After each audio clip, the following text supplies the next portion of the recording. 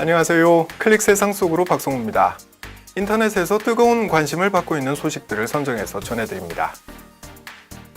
최근 남쪽 사람들이 관심을 두는 뉴스 중 하나는 문재인 정부의 에너지 전환 정책의 핵심이죠. 탈원전을 둘러싼 찬반 논쟁입니다.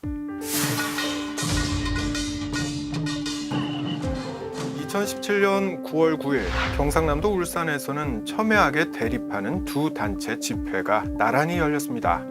안전한 대한민국을 만들고 세계적 추세에 발을 맞추기 위해서는 원전과 석탄 화력 발전을 줄여가 문재인 대통령이 지난 6월 탈원전을 선언하면서 우리 원전 5호기와 6호기의 건설이 일시적으로 중단됐는데요. 그 공사를 완전히 중단해야 한다라는 입장과 아니다, 짓던 건 다 지어야 할 것 아니냐, 이런 입장이 뜨겁게 맞서고 있는 거죠. 먼저 원전 건설을 반대하는 입장에서는 안전을 위해서 공사를 중단해야 한다고 주장합니다. 추가로 투입될 예정이던 7조 원, 그러니까 이화로 60억 달러를 새로운 에너지 자원 개발에 대신 투자해야 한다고 목소리를 높입니다. 반면에 건설 재개 입장은 에너지 효용성을 포기할 만큼 핵에너지의 위험성은 크지 않다고 강조하는데요. 게다가 이미 투입된 공사비 24억 달러는 고스란히 국민들의 세금 부담으로 돌아갈 것이고, 원전 가동 중단으로 인해서 연인원 720만 명이 일자리를 잃게 된다고 항변하기도 했습니다. 인터넷 반응 역시 팽팽하게 찬반으로 나뉘고 있습니다.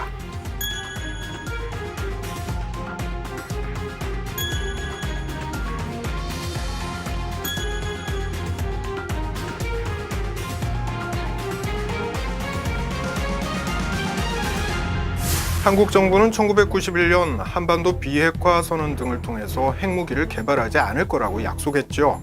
이젠 핵 발전의 위험 요인을 고려해서 정책적으로 탈원전을 검토하고 있습니다. 북한에서 핵은 곧 무기지만 남한에서 핵은 곧 전기입니다. 때문에 안전성을 담보할 수 없다면 원전 정책을 다시 살필 필요가 있다는 얘기죠.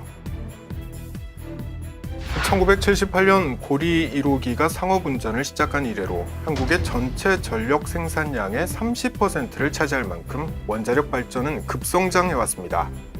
과거 한국 정부는 발전 비용이 가장 싼 에너지원으로서 원전이 경제 발전에 기여하고 국민의 생활에 편리함과 이익을 가져다 줬다고 강조했었죠. 하지만 탈원전을 주장하는 사람들이 가장 큰 문제로 꼽는 것은 안전성입니다. 일본의 후쿠시마 원전처럼 원전 사고는 대비한다고 해도 막지 못할 수 있는 예측 불가능한 일이라는 겁니다.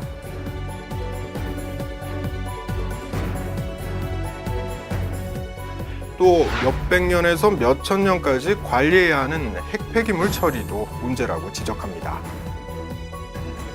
그래서 탈원전을 주장하는 사람들이 주목하는 게 태양열이나 풍력을 이용하는 신재생에너지입니다. 하지만 그 반대 입장의 사람들은 신재생에너지야말로 대안이 되지 못한다고 주장하는데요. 안정적인 전력 공급도 어렵고 경제성, 효율성도 원자력에 비해서 현저히 낮다는 겁니다.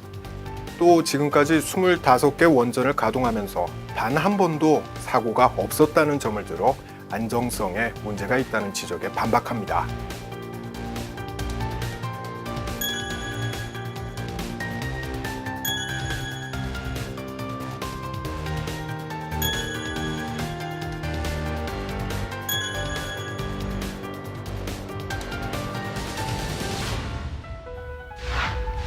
한치의 양보도 없이 첨예하게 대립하는 두 진영.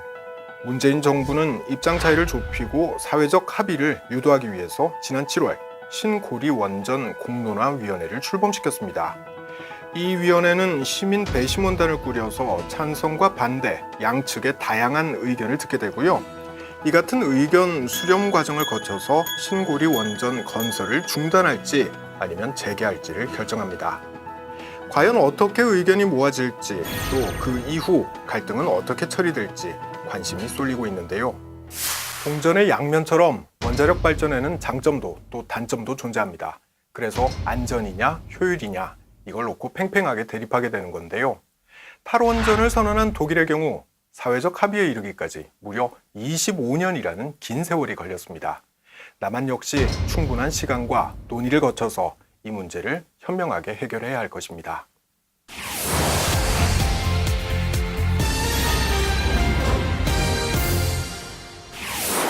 북한의 특각처럼 남한에서도 일반인의 출입이 통제되는 대통령만의 공간이 있는데요. 경상남도 거제시에 위치한 섬 저도 역시 그 중에 하나입니다. 문재인 정부는 역대 대통령들의 여름 휴가지였던 저도의 관리권을 거제시로 넘겨서 90여 년 만에 이 섬을 시민들에게 공개한다는 기본 방침을 지난 7월에 정했습니다. 저도는 박근혜 전 대통령이 취임 첫 해인 지난 2013년에 방문해서 저도의 추억이라고 모래사장에 적은 사진이 공개되면서 관심을 받았던 곳이죠. 아버지인 박정희 전 대통령을 따라서 종종 여름 휴가를 보냈다는 추억의 섬. 그 저도에서 이젠 누구나 추억을 만들 수 있게 됐습니다.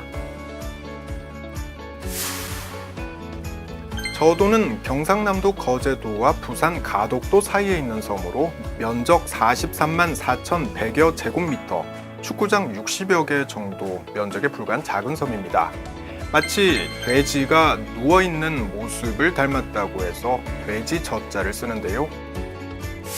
저도는 동백과 해송이 울창한 숲을 이뤄서 경치가 뛰어나기로 유명한 곳이기도 합니다.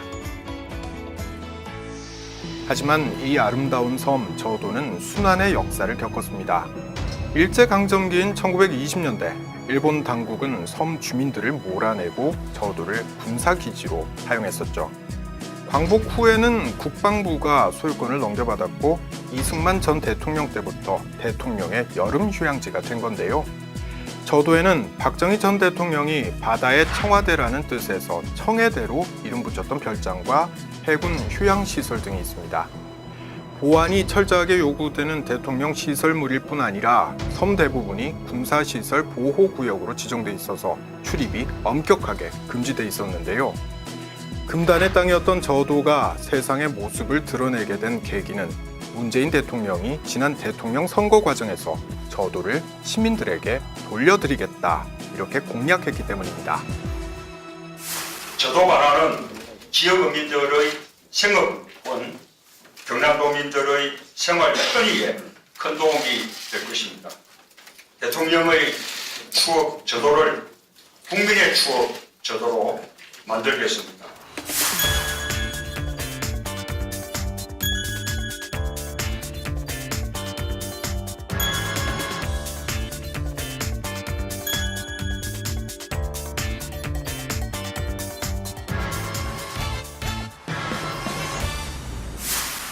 대통령의 공간이 일반인에게 공개되는 건 이번이 처음은 아닙니다. 지난 2003년 노무현 전 대통령은 또 다른 대통령의 별장이었던 청남대를 개방했습니다. 1983년에 조성됐고 남쪽의 청와대라고 불린 청남대는 전두환, 노태우, 김영삼, 김대중 전 대통령 모두가 즐겨 찾았던 대통령만의 공간이었는데요. 개방 이후 지금까지 1,000만 명이 넘는 관광객이 방문해 이제 명실공히 시민들의 휴식처로 거듭났습니다. 1968년 1월 21일 북한 무장공비들이 청와대 코앞까지 침투했던 김신조 사건을 계기로 폐쇄됐던 곳이죠. 청와대 뒷산 북악산 역시 지난 2006년부터 순차적으로 개방됐습니다. 무려 38년 만이었는데요. 시민의 품으로 돌아온 북악산 꼭대기에서는 서울 시내 모습을 한눈에 볼 수 있습니다.